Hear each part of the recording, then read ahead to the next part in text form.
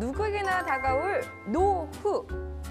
여러분은 노후를 어떻게 준비하고 계신가요? 노인을 위한 나라는 없다. 하지만 노인 없는 나라도 없습니다. 노후에 대한 솔직한 생각과 고민들을 나눠봅니다. 유쾌한 날씨 생활 토크쇼 캐스터!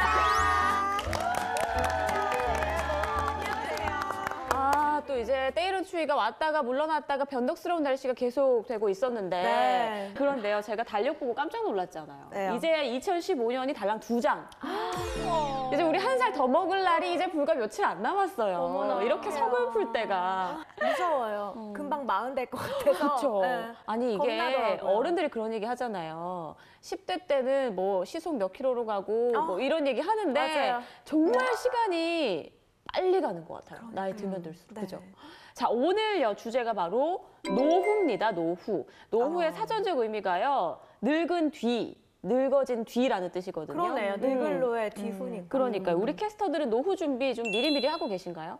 근데 솔직히 저희는 이제 결혼 준비를 하지 아직은 노후보다는 네, 그래서 아직은- 와닿지가 않아요. 사실 노후라는 게. 사실 저도 그래요. 저희 뭐 부모님 세대 노후 준비는 이제 좀 와닿기는 하는데 네. 저희가 지금 노후 준비를 한다고요, 이 나이 때. 그러니까 미리미리 해야 되죠. 어. 그럼 아무것도 지금 안 하고 계시나요? 아니 뭐 남들 다 하는 연금이라든가 적금. 그게 맞아. 이게 그게 그거야? 중요해. 이거밖에 근데 사실 없어. 할 수 있는 게. 노후가 아주 먼 미래 일이라고 생각하지만 미리미리 좀 해줘야 돼요, 준비를.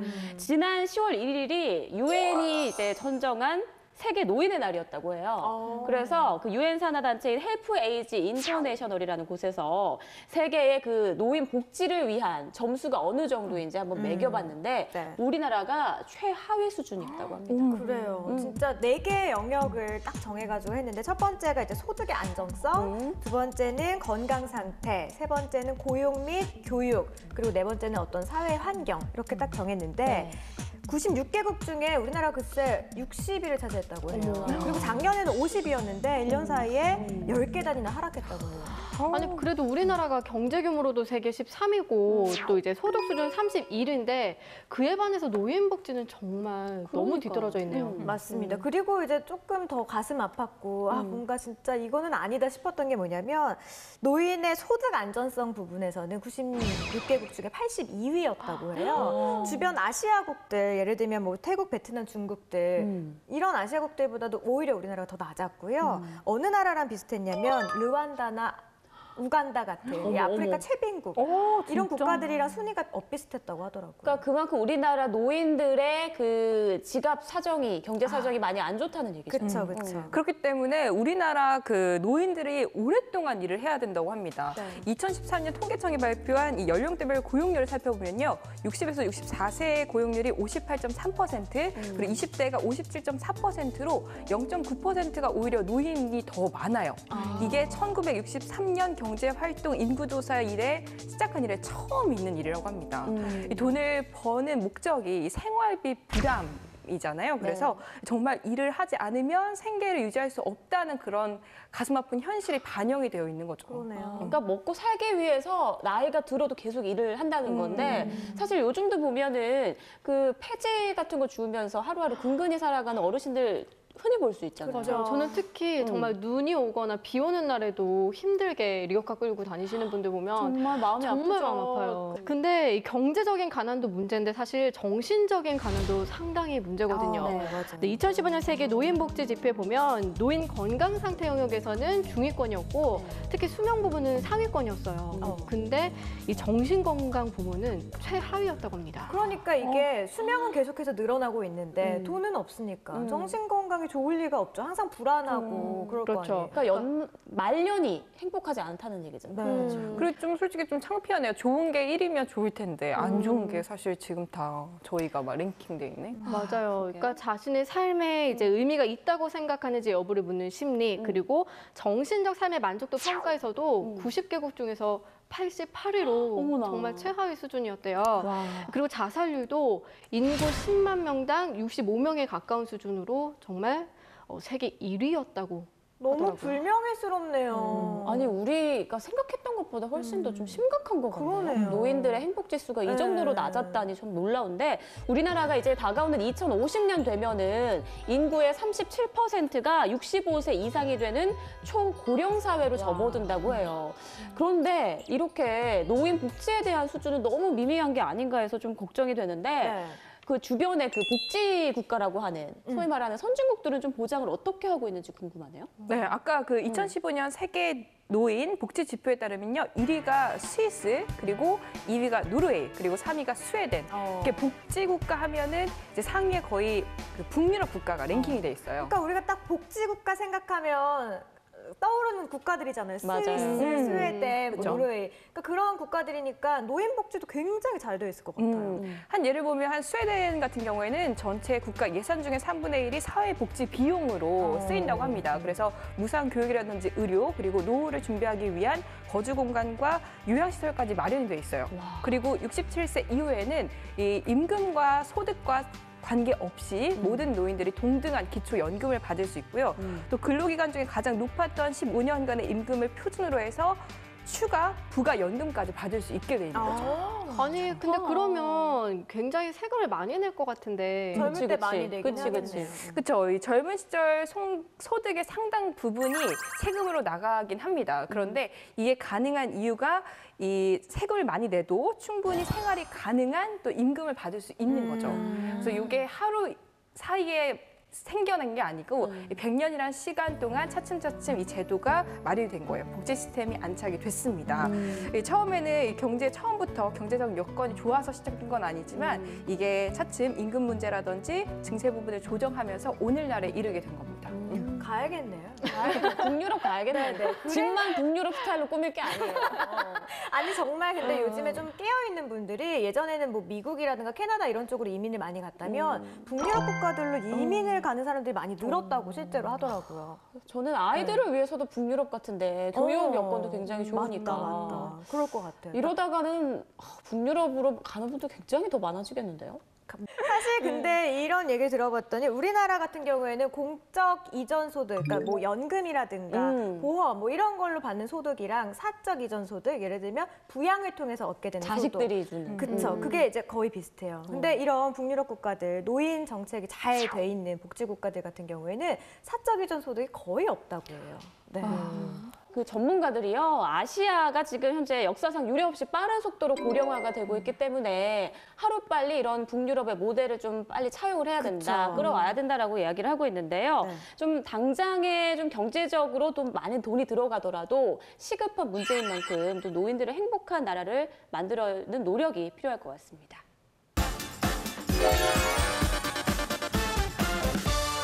네, 오늘 바로 이 노후를 주제로 계속 이야기 나눠보고 있는데 우리 캐스터들은 언제부터가 이제 노후라고 생각을 하세요? 일단은 자식을 낳고 나서 음. 좀 그리고 둘 중에 그러니까 남편이든 저든 일을 그만두기 한 5년 전? 부터가 노후라고요? 자, 그러면 그때부터 이제 제가 준비를 해야 되는 시기? 만약에 오후 5년 뒤에 제가 직장을 그만두는 거면 벌써 노후네요, 이제. 저희 같은 사람 어떻게 알아요? 프리랜서인데 어떻게 알아요? 우리 차일 캐스터는 언제가 노후? 그래서 그냥 보통 생각할 때 직장 다니시는 분들이 퇴직 후에 저도 비슷하게 생각해요. 그러니까 자기가 평생 이제 가졌던 그런 직장을 다 내려놓고 이제 경제적인 여건, 경제 활동을 하지 않을 때. 당장 이제 경제 활동을 하고 싶어도 하기 힘들 때, 그쵸. 그때가 네. 노후가 아닐까 싶은데 그럼 노후에 가장 필요한 건 뭘까요?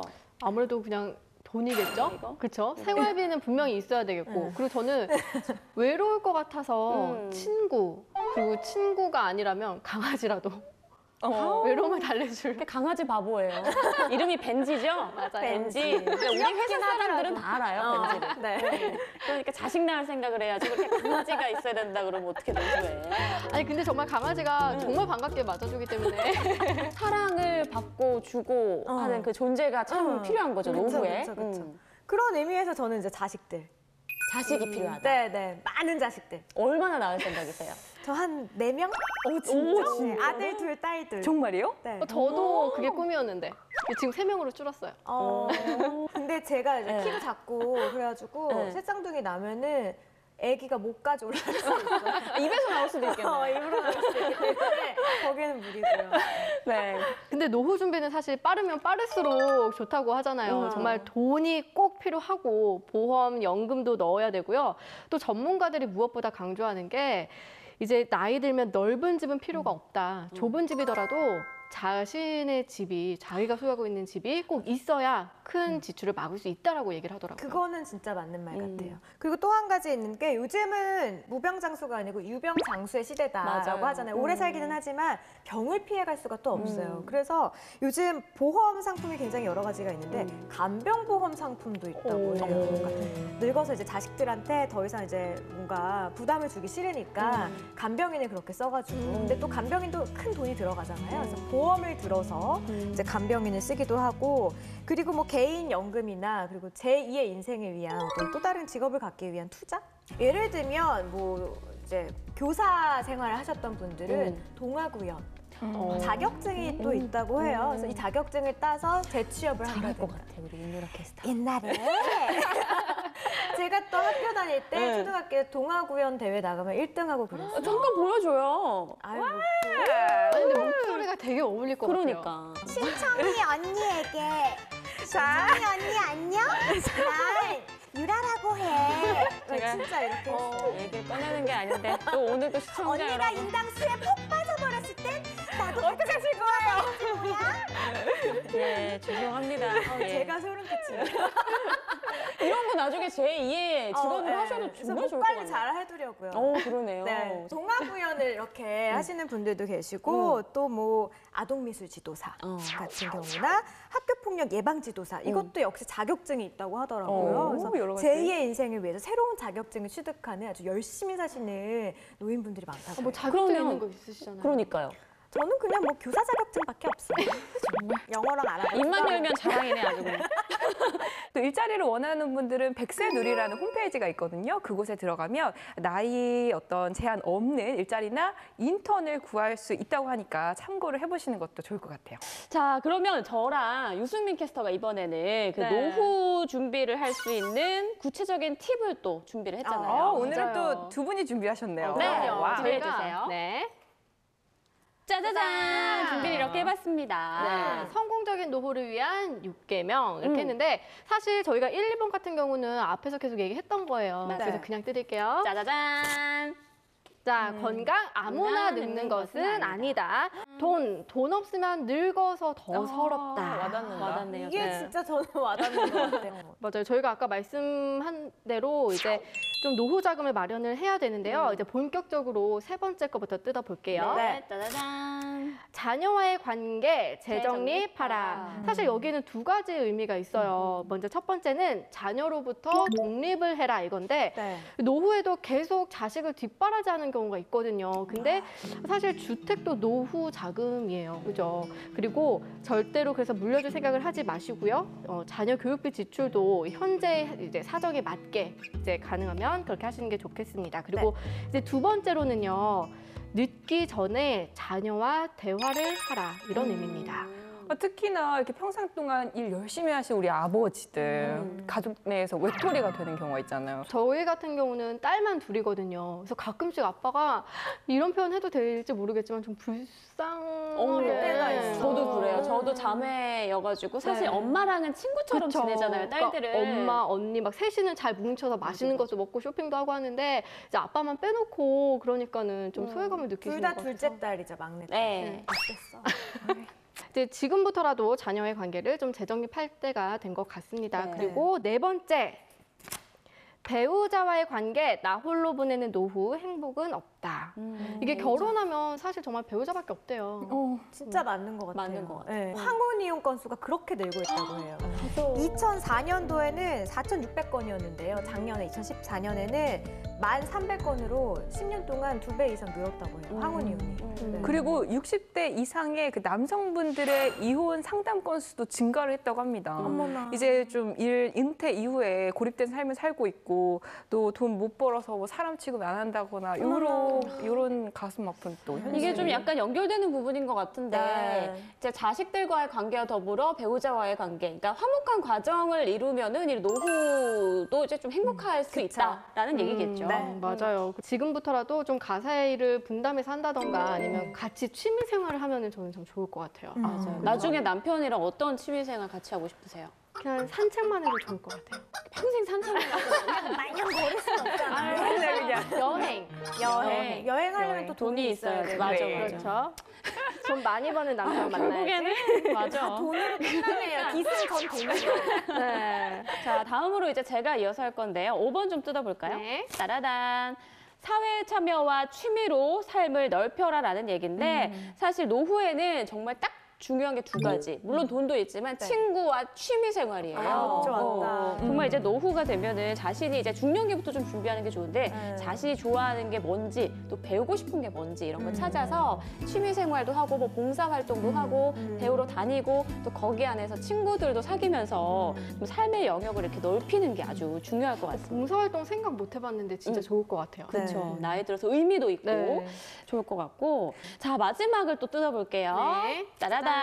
죽음의 준비, 행복한 이별을 준비하라라는 얘기인데 우리 정말 다 죽잖아요. 그 죽음이 언제 올지는 다 모르지만 당장 내일일 수도 있고 그쵸. 죽음이 와닿지 않는 경우가 많은데 이렇게 미리 유언장 같은 거를 써보면 죽음에 대해서 미리 좀 생각해보면 가장 행복한 것이 무엇인지 소중한 게 무엇인지도 느낄 수 있고 남은 생을 또 어떻게 살 것인지에 대해서 설계를 할 수도 있다고 해요.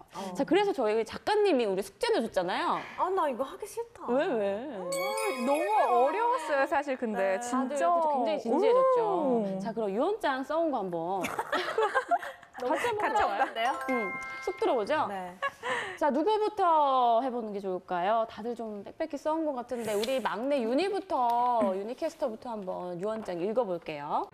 먼저 사랑하는 부모님, 한평생 무한한 사랑을 주신 우리 부모님의 딸로 태어나 감사했습니다. 언제까지 곁에 있을 생각에 그 흔한 사랑한다는 말을 너무나 아꼈던 것 같아요. 부모님 진심으로 사랑하고 존경했습니다. 나의 하나뿐인 오빠, 듬직하고 언제나 배울 점이 많았던 오빠가 나는 정말 자랑스러웠어. 그리고 내 빈자리 꼭 채워줘. 마지막으로 사랑하는 모든 친구들, 너희들을 만난 건 행운이었어. 소중한 추억 모두 간직하며 기억할게. 너희들도 가끔씩 나를 생각하면 웃음이 짓게 되는 그런 기분 좋은 나로 기억해줬으면 좋겠다. 필스. 너무 옛날. 아니 근데 유언장의 PS. 그럼 뭐 어떻게 해야 돼? 대처를 알려줘요. 추신. 네, 추신. 네. 제 결혼자금이 적금을 들었으니까요. 이 돈을 경제 사정이 어려운 결혼을 못하는 분들에게 의미 있게 써주세요. 돈 없어서 결혼 못하는 분들에게. 어머나, 착해라, 예뻐라. 아빠, 엄마의 딸로 태어나 사랑을 많이 받고 친구 같은 언니의 동생인 것만으로도 감사한 삶이었습니다. 또 저는 제가 어렸을 때부터 꿈꾸던 것을 이뤘던 것들이 많아서 행복한 삶, 만족스러운 삶을 살았던 것 같아요. 아빠, 엄마, 정말 적은 돈이긴 하지만 제가 모은 결혼 자금으로 건강검진 꼭 하시고 조금 불편한 곳 있으면 주저 말고 치료하세요. 언니는 또 다른 가족 형부가 있으니까 걱정 안 할게. 다만 라희는 나에게도 너무 사랑스러운 조카지만 언니가 너무 어떡하지? 아우, 지난번에 못 터뜨렸던 눈물을 우리 유승민 캐스터. 이거 좀 연기가 들어간 거 아니야? 아니, 그리고 아니 지금 아빠 엄마 얘기할 때 멀쩡해는 언니 얘기하잖아. 언니가 너무 언니의 하루를 라이한테만 투자하지 않았으면 좋겠어. 엄마이기 전에 여자라는 것 잊지 않았으면 좋겠다. 우리 모두 나중에 천국에서 만나요. 네. 엄마, 아빠 저를 삶의 가장 큰 행복이라고 얘기해 주셔서 저는 그게 태어나서 가장 뿌듯한 일이라고 생각합니다. 그리고 여보, 누구보다 착하고 따뜻한 당신에게 먼저 사귀자고 먼저 결혼하자고 한 건 내가 태어나서 가장 잘한 선택이었어요. 그리고 지안아, 하나님이 내게 준 가장 귀한 선물. 엄마가 이제 하늘에서 하나님과 함께 지안이 더 행복할 수 있도록 지켜줄게. 자, 그리고 이제 저의 얼마 남지 않은 재산을 좀 나눠보려고 합니다. 진명이는 우리 여봉이로 돼 있으니 그거면 되겠죠? 자, 저 차는 중고로 팔면 현 시세 한 70%는 나올 거예요. 상태 괜찮거든요. 부모님이 타시든지 파시든지 하세요. 그리고 우리 지아나 엄마가 철없을 때 한 달 월급 몽땅 투자해서 산 가방들이 있어. 아빠한테 뭐 졸라서 산 것도 있고 몇 개 안 되지만 유행 안 타는 걸로 샀으니까 그건 너가 가지렴. 너도 깨끗하게 쓰고 나중에 자식한테 물려줘. 자, 통장에는 적금 만기된 거 하나 있는데 일한다고 바쁜 며느리 딸처럼 뒷바라지 해준 우리 시부모님 큰 돈 아니지만 여행이라도 다녀오세요. 제 망막등 장기는 기증하겠습니다. 꼭 필요한 분들에게 드리고 또 제가 사놓은 주식 하나 많이 떨어졌지만 이거 팔아서 어려운 분들께 기부해 주세요. 참 얼마 없네요. 마지막으로 제게 서운한 맘 있으셨던 분들 모두 사과드립니다. 용서하시고 우리 천국에서 만나요. 사람은 사랑과 추억으로 산다는데 제 인생을 값진 추억으로 가득 채워준 부모님, 오빠, 그리고 남편 진심으로 감사합니다. 부족함 없이 사랑받다 갈 수 있어서 행복했어요. 20대 때부터 내 세상이었던 남편, 결혼하고도 아내로서 제대로 내조도 못 해준 것 같아서 미안해. 오빠가 나한테 프로포즈 할 때 써준 편지에 나 없이는 못 살 것 같다고 느꼈다고 했잖아. 진심이 아니면 절대 말하지 않는 사람인데 그 편지 읽고 영원히 오빠 곁에 있어주고 싶었는데 내가 먼저 이렇게 가게 되네. 오빠 옆에 나 없는 다른 여자가 있다는 건 상상도 안 되지만 살다가 정 힘들면 재혼을 허락할게. 저 내가 너무 무슨 아빠, 엄마는 여전히 영원히 여자예요. 평생 여자로 사랑해주세요. 엄마 건강 조심하고 늘 지금처럼 행복하게 하느님 섬기면서 살아요.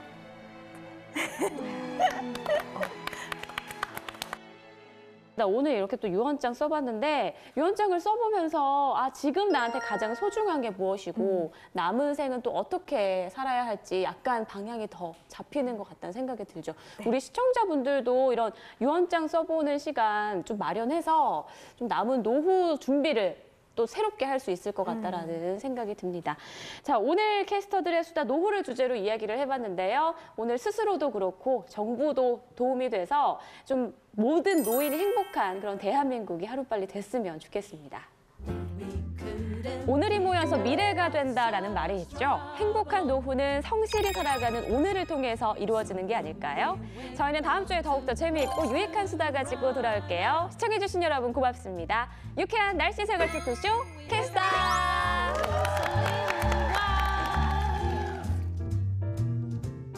Baby, it was such a great time. Bye.